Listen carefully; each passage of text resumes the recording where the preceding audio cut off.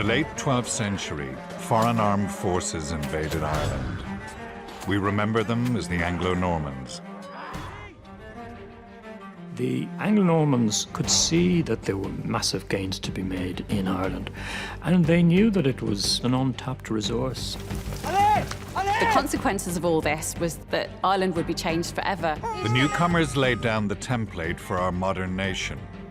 Now science reveals more about them and how they drew Ireland closer to the continent than ever before. The Anglo-Normans brought us closer to Europe, yet today England is further from Europe than it was back then. But in the autumn of 1170, everything still hung in the balance, because the invaders had yet to capture Ireland's largest and wealthiest city, Dublin.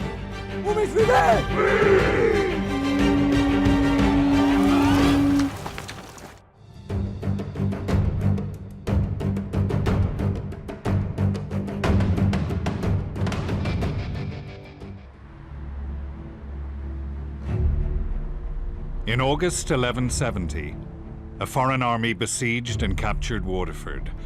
Its commander's name remains etched in the nation's memory, Strongbow. He came not at his own behest, but at that of an Irish ruler. In a real-life Game of Thrones, Dermot MacMurrough had been ousted from his kingdom of Leinster. He was desperate to win it back. Strongbow was offered the kingship of Leinster by Dermot MacMurrough. That was part of the deal that secured his assistance. He married MacMurrough's daughter, Aoife, and with that he was Dermot MacMurrough's successor. But for now, Strongbow was Dermot's heir in name only. To secure his inheritance, he had to capture Ireland's largest city. Well, I think the Dublin population would have been absolutely terrified to hear of the Anglo-Normans coming. There would have been a frantic effort to try and get into the city walls, and he had to make it in before the gates were closed. Archaeologist Lindsay Simpson is an expert on Dublin's medieval defences. Well, Dublin was very well protected with the city walls. You can see it here behind me, probably about 7 metres high at this point. And it's a formidable defence. And you can see how difficult yourself it would be to get up here. It's got a berm coming out, which is an incline. We're also standing in a very deep, mucky, water-filled moat. So you can't get horses up, it's very hard to get ladders up because we're actually dealing with water. And the only thing they could really do is try and identify a weak spot, a corner or an angle that they maybe go in and undermine. And other than that, the only other way was to really try and trick their way in or force their way into one of the city gates, because that was where the city was vulnerable. The exact circumstances remain a mystery, but somehow the Anglo-Normans got past the walls. The contemporary sources tell us that it was a surprise assault. They must have gained access into the gate. And once that happened and once they were in, the sources record there was considerable slaughter. The Anglo-Normans take Dublin, and everything is going to plan. They have now got Wexford, Waterford, Dublin, and it seems only a matter of time before Dermot's kingdom will be rightfully restored to him.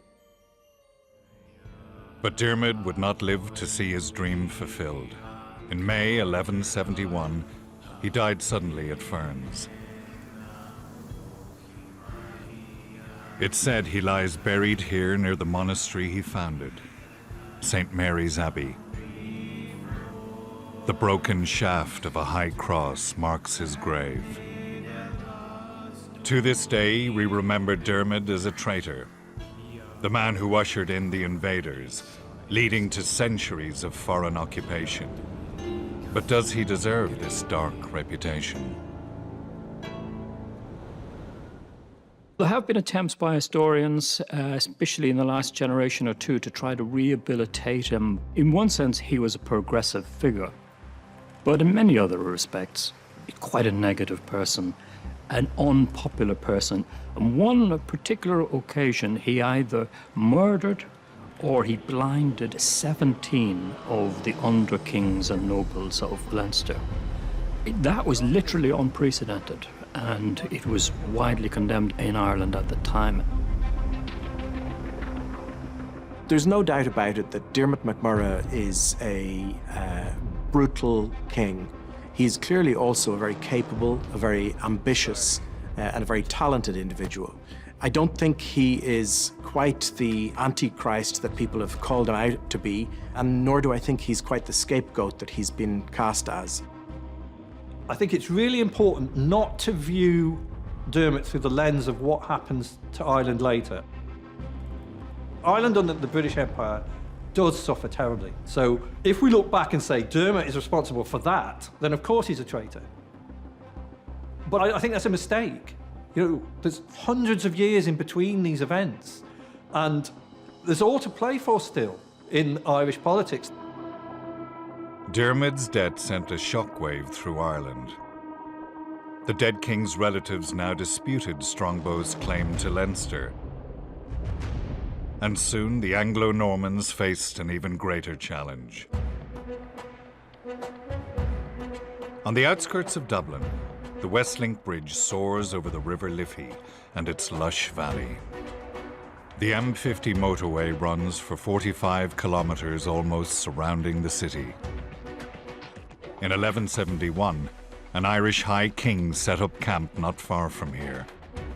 He also surrounded the city, not with roads, but with men.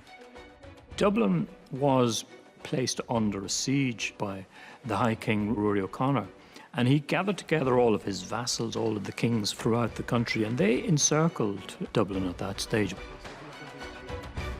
3 of the Irish kings led armies to Clontarf, Kilmainham and Dalkey. A fleet of 30 ships in Dublin Bay cut off escape by sea. Rory O'Connor himself took up position at the hill of Castleknock, around 7 kilometers from the city. This is a very ancient site. It's a natural hillock, which at some stage in probably late prehistory was ringed by ramparts and made into some sort of fortress, some sort of citadel. This would have been well known to everybody in the period of the Anglo-Norman invasion. And I think you could imagine Rory standing where I am today, talking to his forces and reminding them of the history of this place and the mission that they were going to embark on. The Irish forces outnumbered Strongbow's army. Archaeologist Tyge O'Keefe believes Rory O'Connor was confident of success. My suspicion is that Rory felt he was on a roll. He'd been travelling across Meath, burning castles, and probably felt, emboldened to attack Dublin. So when he came here to Castleknock and got his army together and was thinking, I'll get this done, this is not a problem. And of course, it turns out it was a problem.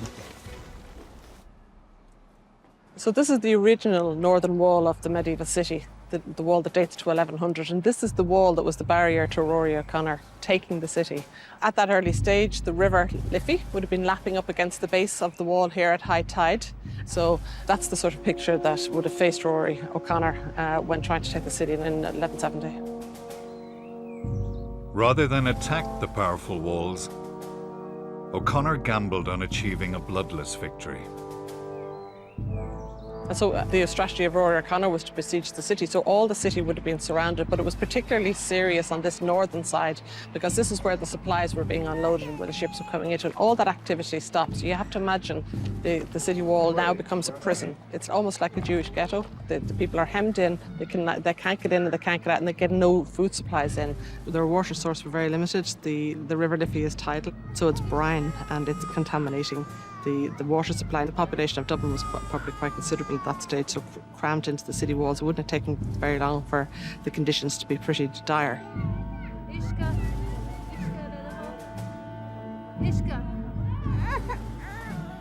With his water supplies dwindling, Strongbow had no choice but to confront the situation.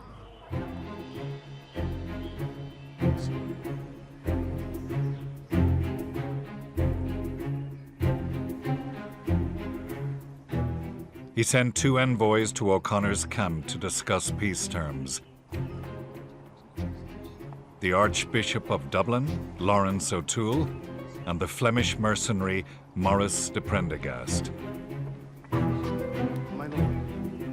O'Toole was one of the most respected churchmen of the day,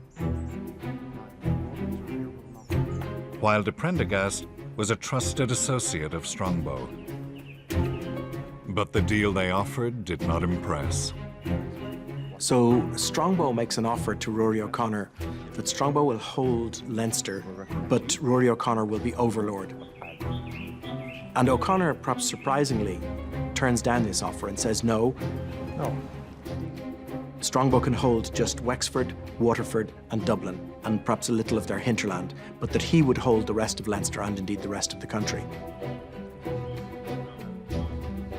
Rory O'Connor was confident that Strongbow would accept his terms. After all, his enemies were surrounded and desperate for water.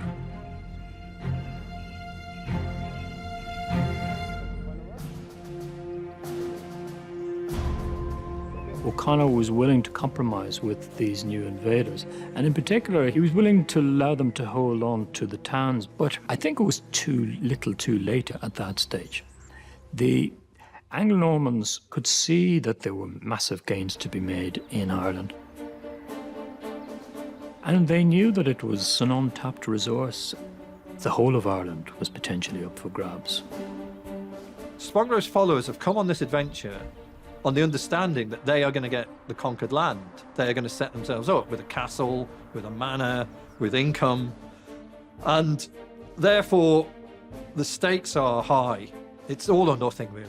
They would rather go down fighting than retreat with the tail between their legs.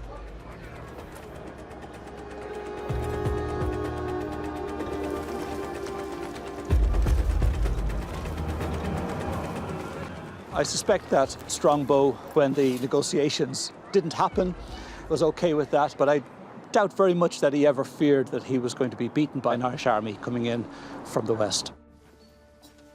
These Anglo-Norman mercenaries had descended from a long line of fighters, of warriors. They had practice in warfare in all sorts of different terrains, with new techniques, with new weaponry. Right. And while the Irish were no fools when it came to the art of warfare, they were a long way behind their Anglo-Norman enemies. So if you're looking at these events from the perspective of wanting an Irish victory, there's two different types of warfare come into conflict, and on the whole, the normal one is the more effective one. A good bowman, firstly, you've got tremendous upper body strength. It takes quite a bit of energy to draw a bow. And these bowmen were incredible. They were the machine gunners of the Middle Ages. You've got very little protection against them, and they're quite terrifying, particularly if the people you're attacking aren't familiar with this type of warfare.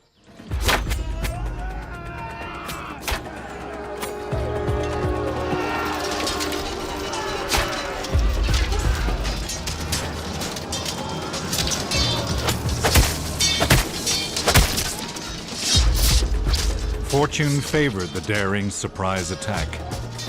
Strongbow and his lieutenant, Raymond le Gros, caught the Irish completely off guard, killing many and scattering the rest. They now had undisputed control of Dublin. That was really a turning point, because once they had secured control of Dublin, there wasn't any going back from that point onwards. And that is the event that turned it into an international affair. Now Strongbow and his men ran Dublin. So that was headline news throughout northwestern Europe.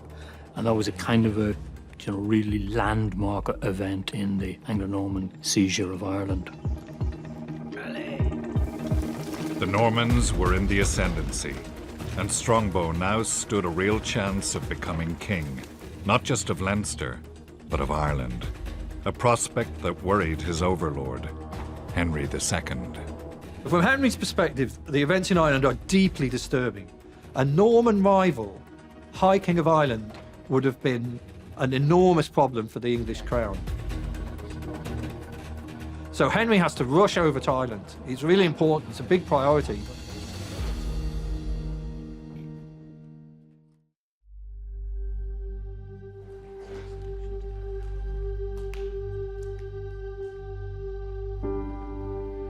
In 1171, Henry II was one of Europe's most powerful monarchs.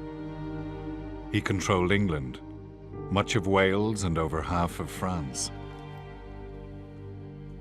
5 years earlier, Henry had given Dermot McMurrough permission to recruit Norman allies for his campaign in Ireland.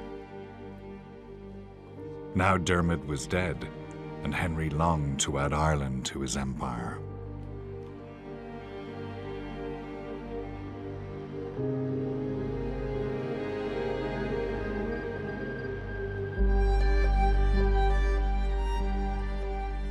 In a remote corner of South Wales stand the mighty towers of Pembroke Castle. In a land known for its medieval strongholds, this is one of the greatest. In the autumn of 1171, Henry II went to Pembroke with one thing on his mind. The king was determined to take control of the situation in Ireland. But to do so, he had to make peace with an old enemy. Strongbow throughout Henry's reign had really been out of favour. Strongbow was heir to the Earls of Pembroke, who had helped subdue Wales.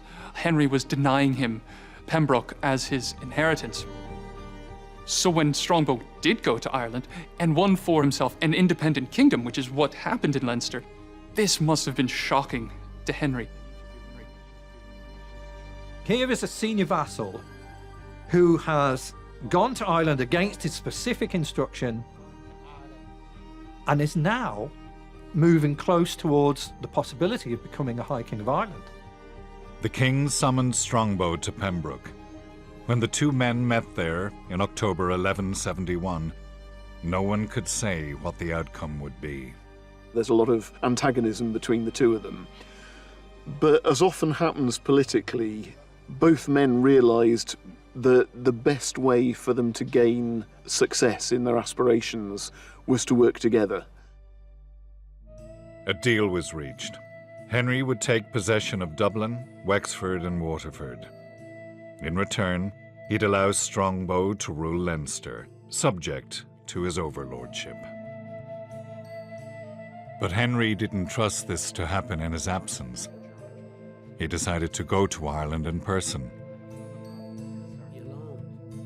and in such a way that no one would question his authority. The king had given orders for a huge army to assemble. In nearby Milford Haven, hundreds of ships lay waiting to transport them. On the 16th of October, Henry's fleet set sail. The next day, they reached Waterford Harbour. The sailors hauled the ships onto the beach, and then 4,000 soldiers disembarked. With them were 500 knights, led by the king himself. It was the most powerful army Ireland had ever seen. Strongbow had returned with Henry. Soon afterwards, he formally submitted to him. So too did all the Anglo-Normans and almost all the Irish kings. Henry II arrives in Ireland in 1171 with a huge force by the standards of the day, and nobody stands against him. He doesn't have to engage in combat. Everyone sees his army and submits. That might seem odd, but one has to understand the context of Henry II's arrival in Ireland. Henry was compared by contemporaries to Alexander the Great. He was someone who controlled territories from the Pyrenees up to the border with Scotland. He arrived at the head of a massive army. So there was little prospect that Rory O'Connor or the other Irish kings, who, let's not forget, had just been routed in Dublin in September, would be able to muster up support and face him on the battlefield. With winter closing in, Henry took up residence in Dublin. This was now a royal city, and the king wanted to populate it with loyal citizens.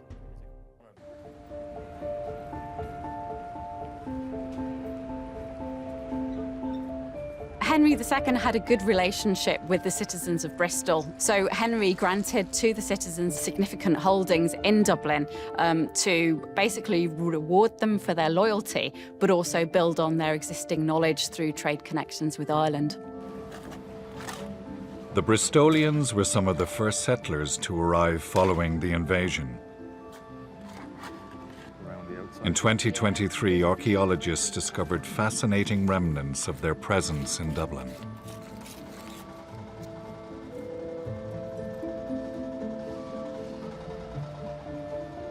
We're here on Bride Street, carrying out an excavation in advance of a redevelopment of a block.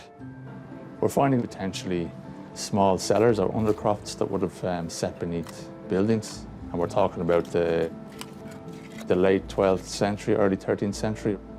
It shows us that the Normans may have been coming in and inhabiting and taking on buildings that were already here. This type of ceramic here is very rare. Survival of a full intact wine jug from probably the early 13th century.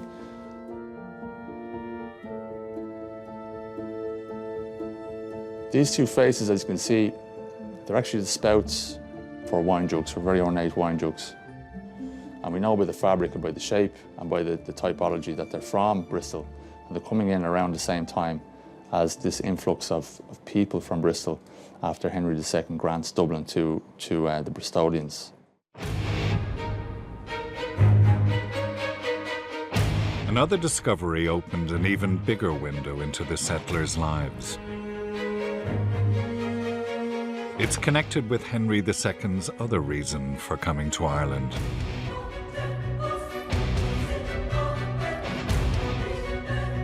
One of the most controversial events of the Middle Ages. A murder in a cathedral. Henry had made his former friend, Thomas Becket, Archbishop of Canterbury, in the expectation that he would be a friend who would enable him to control the church. Thomas Becket suddenly developed notions of the entitlement of the church to be independent of royal authority, which meant that he immediately fell out with Henry II. Their feud was acrimonious, and it built and built until Henry, an exasperated King Henry, uttered words that are lost in time, but seemingly saying, how can these knights surrounding me let a low-born clerk treat me like this? 4 of Henry's knights took the hint. They went to Canterbury, burst into the cathedral, and murdered the Archbishop of Canterbury in his own cathedral. We have eyewitness accounts of this that were spread throughout Europe. It caused a scandal because the King of England seemingly had had the Archbishop of Canterbury murdered. Henry's Irish expedition in 1171 was therefore very well timed. He wants to come, of course, to make sure that his subjects submit to him, but he also wanted a distraction from the controversy surrounding the murder of Becket. Wow. And coming to Ireland and presenting himself as a great advocate on the side of church reform would have helped to rehabilitate his image after the murder.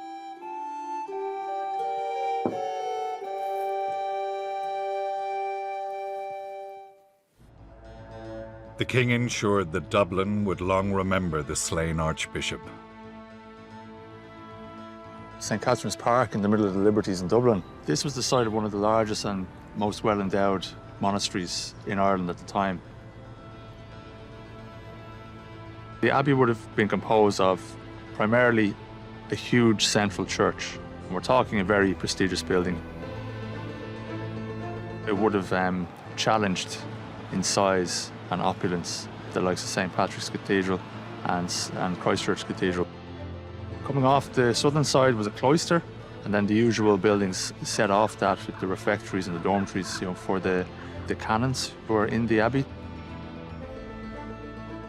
This magnificent foundation was the Abbey of St. Thomas the Martyr, founded by Henry II to atone for the killing of Thomas Becket. Today's street names are the only visible signs it ever stood here. but other signs lie concealed beneath the ground. In 2018, archaeologist Paul Duffy investigated a site off Thomas Street and made an extraordinary discovery. We had the opportunity to conduct quite a large-scale excavation on the site just behind us here. We were quite shocked by the amount of burials that we came across. The archaeologists uncovered the burials of 124 individuals. They had found the Abbey graveyard. Maeve Tobin is an osteoarchaeologist, specializing in the study of human remains. She had the Thomas Street skeletons analyzed and discovered their origins. They were radiocarbon dated to between the 12th century and the 13th century, which coincides with the first 100 years of the Abbey of St. Thomas.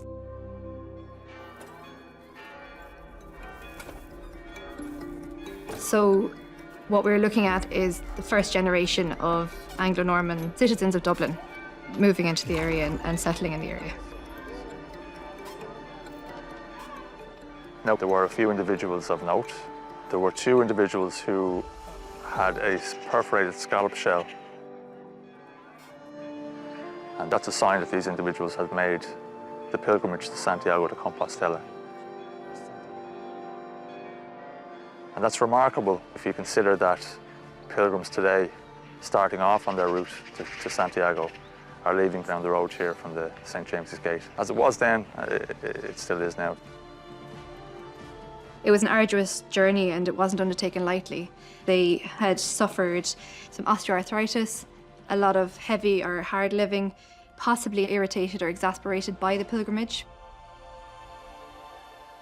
Their teeth both show very heavy wear patterns, and perhaps this indicates that they lived on a very different diet for the period, the months that they were away on pilgrimage.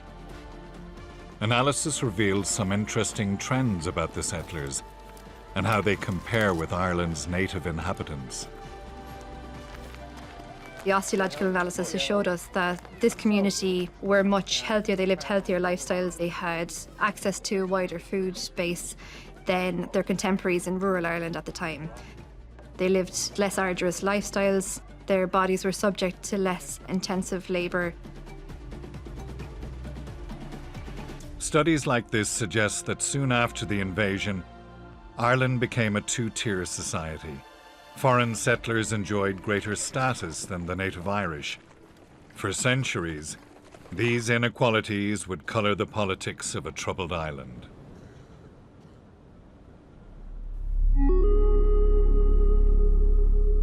But for Henry II, Ireland would soon be a distant consideration.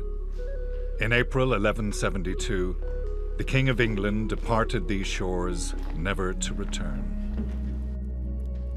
Henry's departure raised a stark question. Who would control Ireland in his absence? Strongbow seemed the most likely candidate. Once sidelined and penniless, he now ruled Leinster, Ireland's largest and wealthiest region. But Strongbow did not live long to enjoy his success. He died a few years later and was buried in Dublin's Christ Church Cathedral. Other than Dermot MacMurrough himself, Strongbow was the man most associated with the invasion. His name was written into Irish history, never to be erased. But his death left a power vacuum, and soon another Anglo-Norman lord filled it. His name was Hugh de Lacy. And his family originally came from Lacy in Normandy, hence the name. And he was a trusted confidant and a supporter of Henry II. And Henry calls Hugh de Lacy to him, and he grants him by charter the whole of the ancient kingdom of Meath, which stretches all the way from the Irish Sea to the Shannon, 800 or 850,000 acres or so. When he was granted the Kingdom of Meath, it was a parchment lordship. It hadn't been conquered. That territory was claimed by Tiernan O'Rourke, the King of Breffni. Hugh arranged for a parley to be held at the Hill of Ward with Tiernan O'Rourke. In 1172, The two men and their retinue arrived to speak at the hill, incidentally said to be the home of Halloween in Ireland, and there certainly were fireworks because a fight, a row, an altercation between the two groups, and ultimately Tiernan O'Rourke is killed. This was a message to any of those who stood in Hugh's way. This is what will happen to you. Tiernan O'Rourke's other quarrel with Dermot MacMurrough had precipitated the Anglo-Norman invasion. Now, just a few years later, both he and Dermot were dead.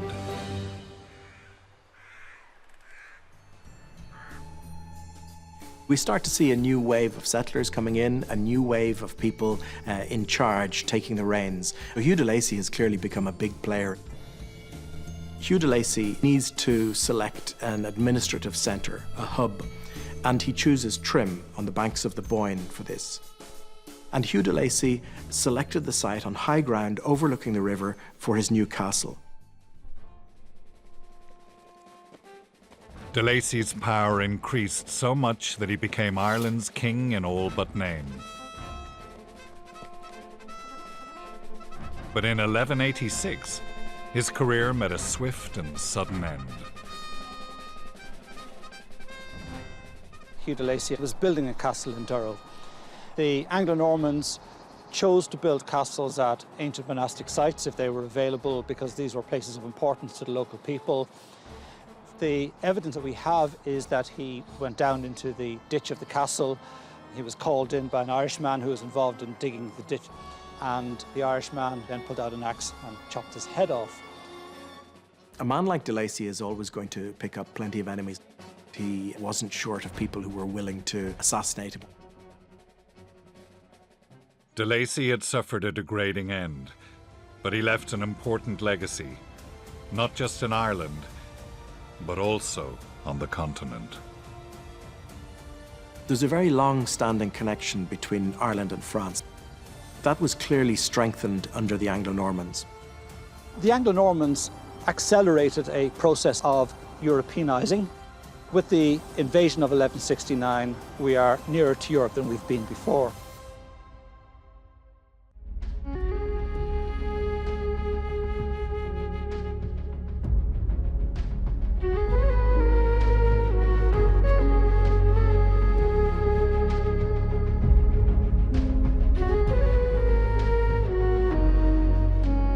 The town of Évreux in Normandy has a long and turbulent history.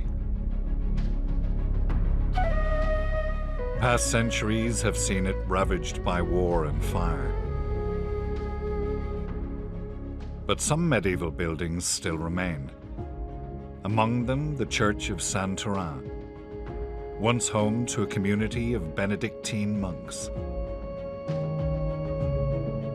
Archivist Thomas Roche is exploring its unique link with Ireland, recorded in a medieval church manuscript. Anglo-Norman lords keep familial and feudal connections with Normandy. In 1173, Hugh de Lacy came to Normandy, and he took opportunity to strengthen this Norman connection. And he gave churches, lands, woods to religious houses to which his family was already connected. The church manuscript records one such transaction. Here is the 13th century cartulary of Saint-Turin, and here is the earliest known text of the charter by which Hugh de Lacy, Hugo de Lacy, gave to the Church of Saint-Turin the churches of Faux in Westmeath, which was the site of an old Gaelic monastery. So there was this transfer of property from Gaelic establishments to Norman ones. The monks of Saint-Turin built a great abbey at Faux. For centuries, it would serve as a daughter house of their monastery in Évreux.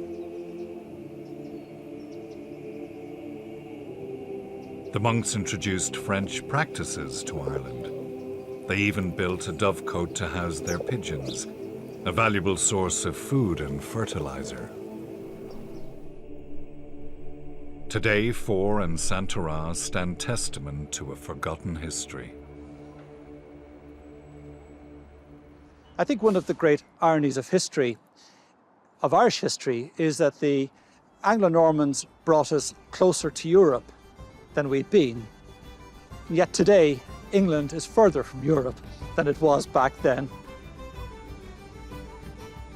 The Franco-Irish connection is certainly something that's been overlooked, probably because it's been overshadowed by the Anglo-Irish affairs of the intervening centuries. There's a very long-standing connection between Ireland and France. That was clearly strengthened under the Anglo-Normans through the late 12th and into the 13th century. A Frenchman named Geoffrey de Geneville helped temper this connection. Geoffrey de Geneville was from Joinville in the northeast of France. His older brother was Jean de Joinville, who was the historian and friend of Saint Louis or King Louis. Geoffrey, in 1252, becomes Lord of Meath. He moves to Trim.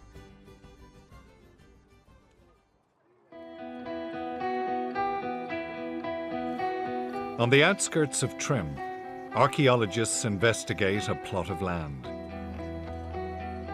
They're digging up the remains of the Black Friary, a Dominican monastery founded by Geoffrey de Geneville. De Geneville endowed the Dominicans with the lands here. They set up their friary, and we have discovered that it's probably one of the largest Dominican friaries that was built in Ireland. The footprint is about 80 metres from north to south, and there were 2 cloisters or courtyards, church, extensive buildings.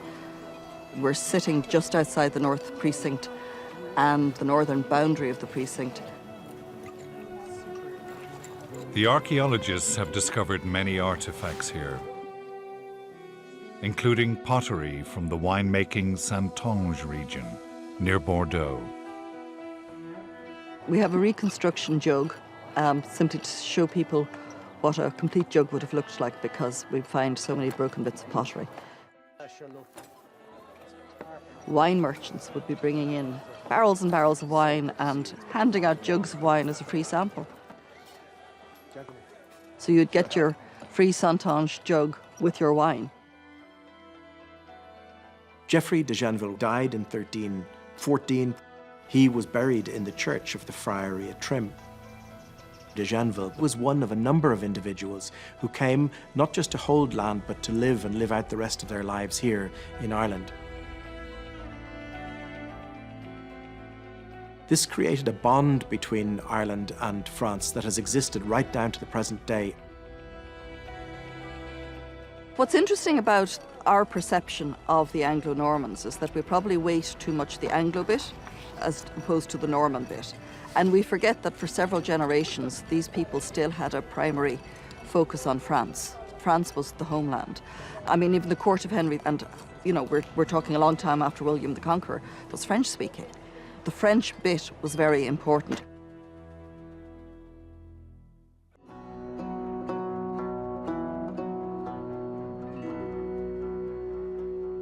But in time, the invaders would enact harsh policies in Ireland.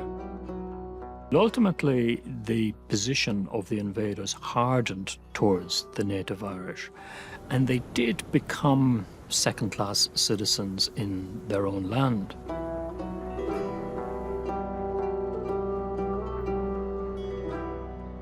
In 1185, a scholar and clergyman called Gerald of Wales visited Ireland.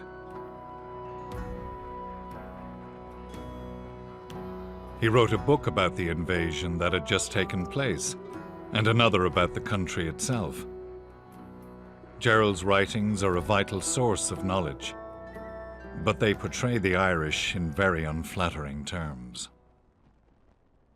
The Irish are a rude people, subsisting on the produce of their cattle only, and living themselves like beasts. A people that has not yet departed from the primitive habits of pastoral life. This people, then, is truly barbarous. Indeed, all their habits are barbarisms.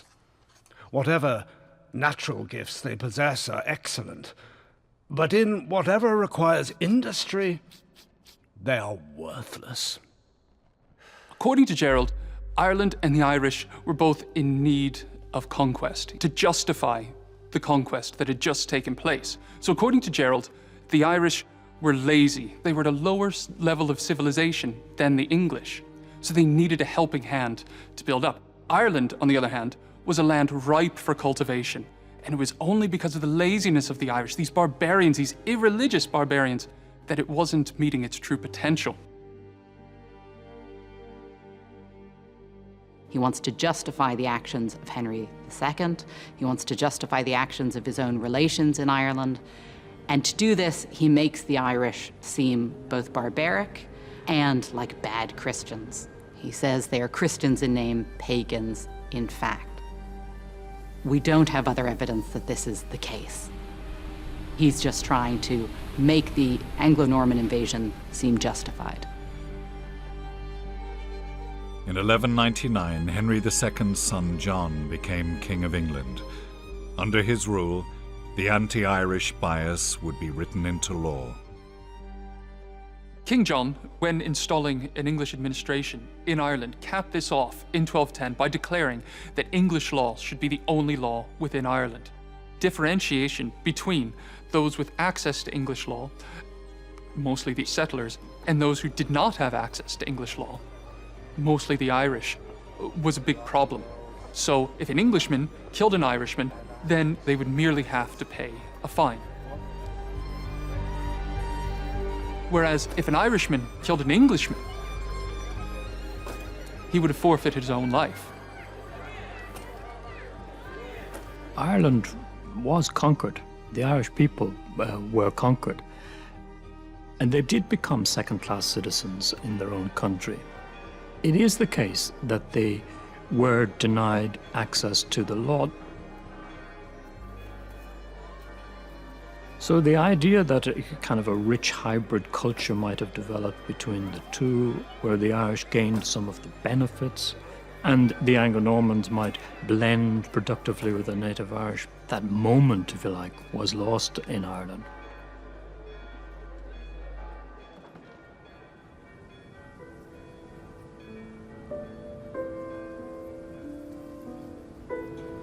The invasion also had consequences far beyond our shores. It may even have changed European history. At the height of his power, Henry II controlled over half of France, as well as most of Britain and Ireland. Historians call this the Angevin Empire. But under King John's rule, the empire started to fall apart. In 1204, John lost Normandy to the King of France. So the heart of the Angevin Empire had been torn out with the loss of Normandy. And so, from 1204, John tried to replicate in Ireland the administration that he enjoyed in England, with the expressed intention of extracting as much income from Ireland as possible to be sent to France to recapture what he had lost. So John ordered that a strong castle be built in Dublin to house the treasury, to house the administration. They're trying to recover all of these estates that they've lost in France. And how do you do that? How do you fund these campaigns? Well, if you've opened up new access to Irish supplies, Leinster is producing vast amounts of wheat and oats and barley that can be exported to France. So they bring grain from Ireland to facilitate the campaigns of English kings intent upon recovering their ancestral lands in France. Ireland produced maybe a tenth of the revenue that the Kingdom of England could. Most of that revenue went to fund the Crown's wars, first in Normandy, then in Poitou, and eventually Gascony. But of course, Ireland's contribution was more than money to those wars. Irish contingents also served in the English king's armies in France.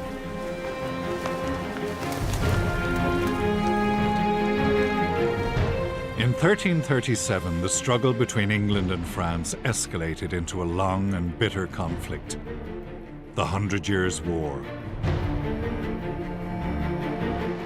The fighting dragged on for decades, until at last, Joan of Arc inspired the French to victory. On both sides, the 100 Years' War cemented a sense of national identity. It helped create two separate nations, France and England. But if the Anglo-Normans hadn't invaded Ireland, history might have been very different. The conquest of Ireland added another element to political instability in Europe that meant this conflict between England and France raged on for a lot longer than it would have done otherwise. English kings did use the resources from Ireland to fund their wars in France and led to this very messy series of battles that we call the 100 Years' War.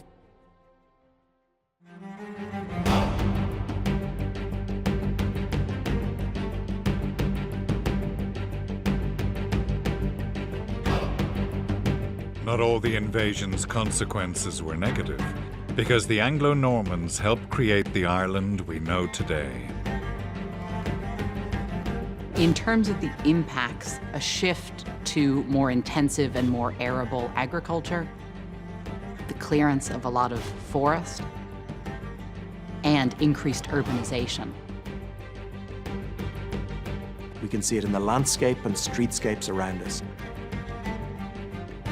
Most of our major towns were established or expanded by the Anglo-Normans. Our language, both English and Irish, are heavily influenced by Norman French. We can look back at this as 850 years of oppression, but it's a much more complicated and nuanced picture than some people would have us believe. The Anglo-Norman invasion, all we can talk about is whether it was a big thing or a small thing. And it was a big thing in terms of the way in which it changed Ireland. I mean, Ireland today is predominantly, for good or ill, an English-speaking country. We're a common law country. The basis of our law, it is English common law. We're a parliamentary democracy. And I suppose thinking, you know, like if you think of most Irish people, most of our primary loyalty is not to the country, it's to our county. I know the GAA is primarily responsible for strong county loyalty. Well, those counties are English introductions. The majority were English units of administration.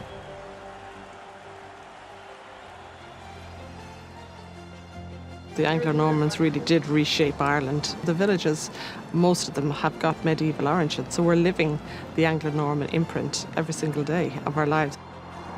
Every time we use the roads, every time we see a medieval church and a graveyard and a castle, this is the imprint the Anglo-Normans have left on the country.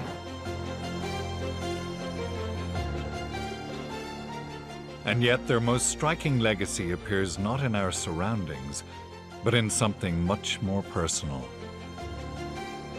Many apparently typical Irish names like Siobhan and Sinead and even Seán are in fact Anglo-Norman names or Norman French names. But an Irish speaker meeting a French speaker in the late 12th century, when told that that person's name is Jean, would almost certainly say Seán. And that's why we don't have the name Seán before the 12th century, because that name doesn't arrive until the Anglo-Normans in the 1160s and 1170s.